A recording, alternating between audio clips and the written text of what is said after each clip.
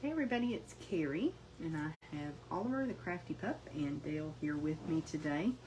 And it is time for our quick tip video of the week.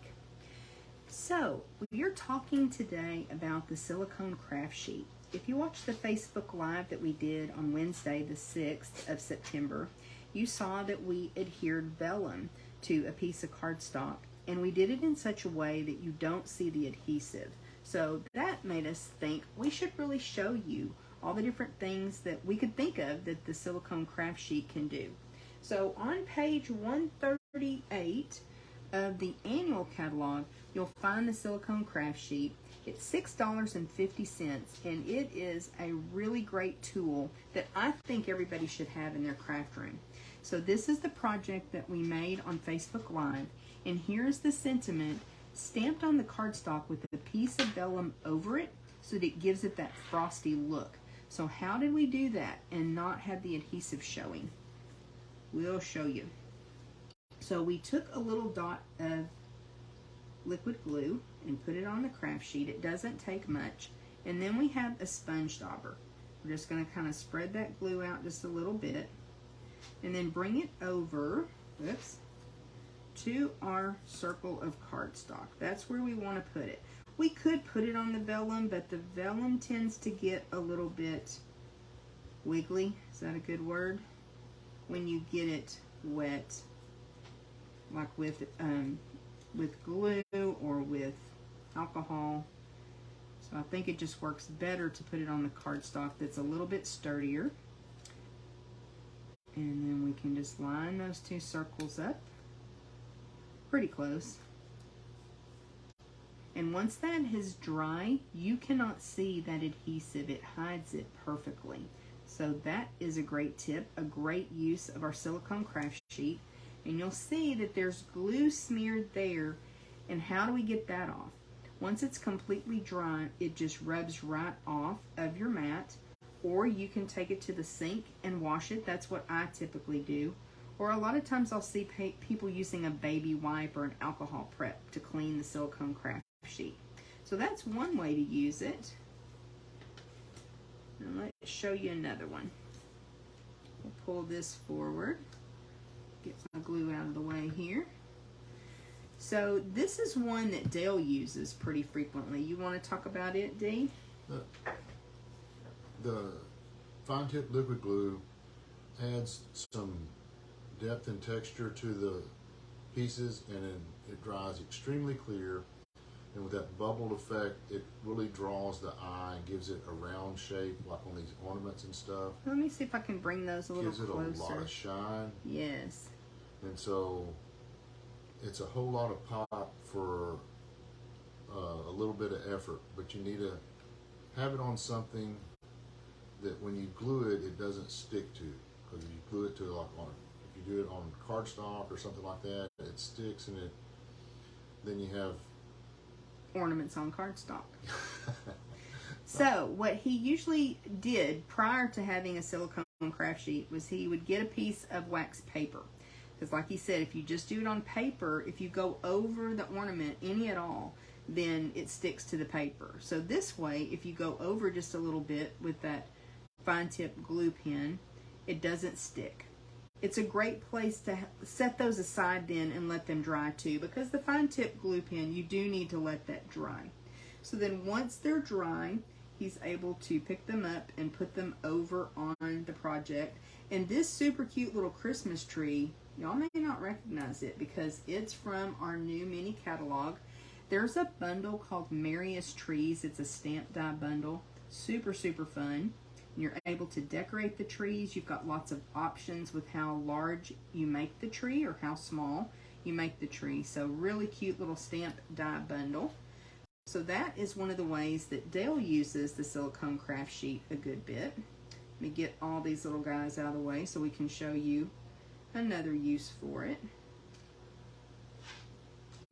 Sometimes if you are making a box or you just want to get super close to the edge of your cardstock with your tape runner, your Stampin' Seal or Stampin' Seal Plus, I like to use the silicone craft sheet to do that because I can actually bring that right across the end And you can see that some of the adhesive went over the edge. Now that can really make a mess, but I wanted the adhesive close to the edge. So all you have to do is take that and kind of push it up against the craft sheet. Push it on, and now all the adhesive is where I want it, but it's not over the edge. So that is a really cool tip. What you can do as well, let's say you've adhered two pieces together and you realize that you didn't put your ribbon around, you've made some kind of mistake, and now you've got adhesive on this piece. Just pop it on your silicone craft sheet until you're ready to put the card back together again. Then it keeps your work surface nice and clean. You can also use this for your heat tool. You wouldn't want to heat directly onto it, but this again helps protect your work surface. So the heat tool has a little kickstand, but if you don't want to use that, you could always set that down while it's hot on your silicone craft sheet. Then you won't burn your table or your workspace. Okay, now let's talk about how we can use it for stamping. Did you have something else, Dale? One of the hot glue guns. Oh yes, the hot glue gun. I have actually messed up a surface, a mat that I had, a stamping mat, and just ruined it using a hot glue gun, and that glue would just ooze out the end of the glue gun, and it's just so stinking hot.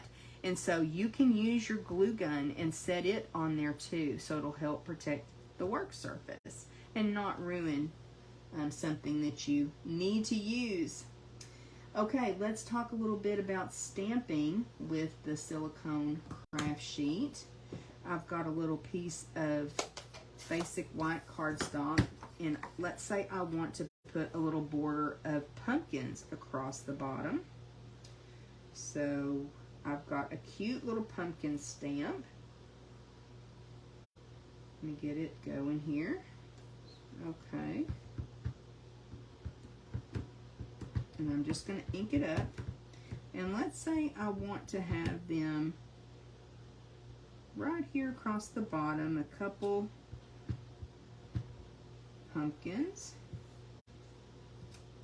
But then I also want to have just a partial pumpkin off the edge on either side.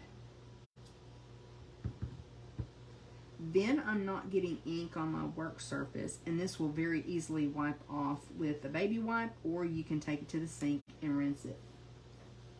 You can make your own borders on your cardstock. You guys know that. And a lot of times, stamping off and just getting a partial image really makes it look cool. And if you think about it, our designer series papers, a lot of times they do that as well. So that's another use for it. And then I think Dale's going to do a little stamping for us. Put that sticky side back. Sticky side down? Okay. He's just going to show us. I don't think that that's going to make a difference. No. We'll be careful. Okay. I'll put this ink pad away. And we're going to stamp. What? That's not an outline image. Oh, okay. It's fine. I don't think there is an outline image. I'll show you the stamp set. This is from Pick of the Patch. It has a coordinating punch that works with the pumpkins. Then there's also a couple of gourds here as well. So Dale's going to stamp one of the gourds down.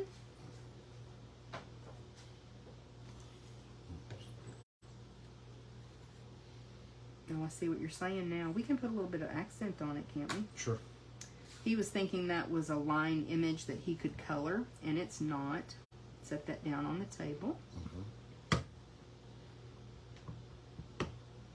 Let's stamp off on it.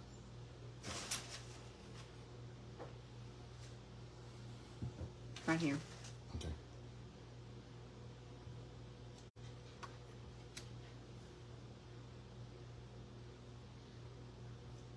Okay.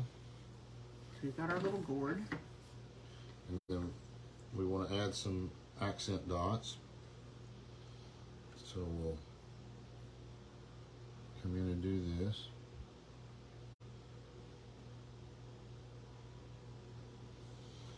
If that didn't give it all the color that we wanted,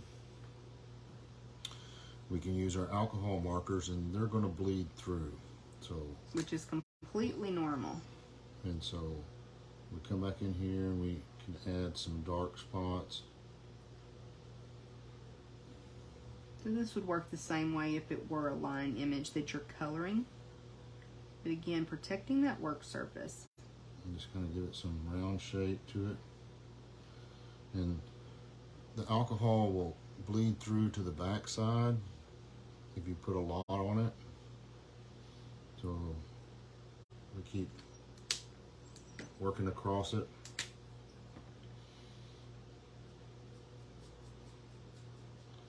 The paper just soaks that up, doesn't it? Yes, it does.